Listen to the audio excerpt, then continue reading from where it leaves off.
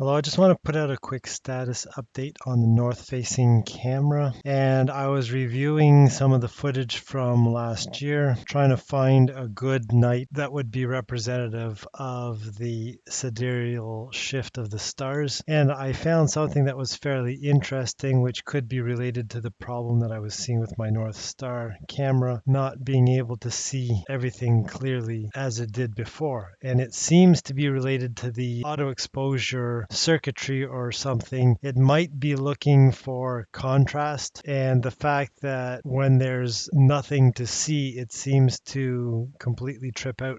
This is the evening of September the 2nd. As I go ahead just a little bit, you can see that it can start to see some of the stars.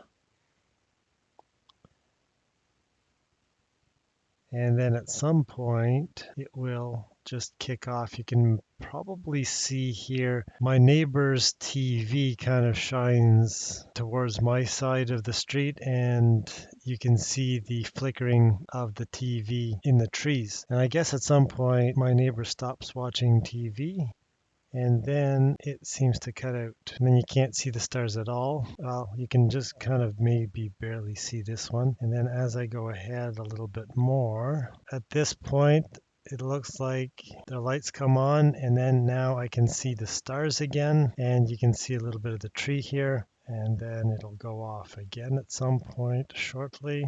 And then the stars cut out again, and it seems to turn their lights back on again briefly, and then you can see the stars again. So I thought that was kind of interesting, a nice little status update on the cameras. It looks like there might be a problem with the cameras not being able to see enough, and thinks that it doesn't need to do a long exposure. So now I'm starting to lean towards maybe the fact that it's a very poorly written firmware. I don't know. So it may not necessarily be a hardware issue after all. I'm going to see if I can place a light somewhere that'll cause this thing to start seeing the stars again. So once again, that's it for the moment.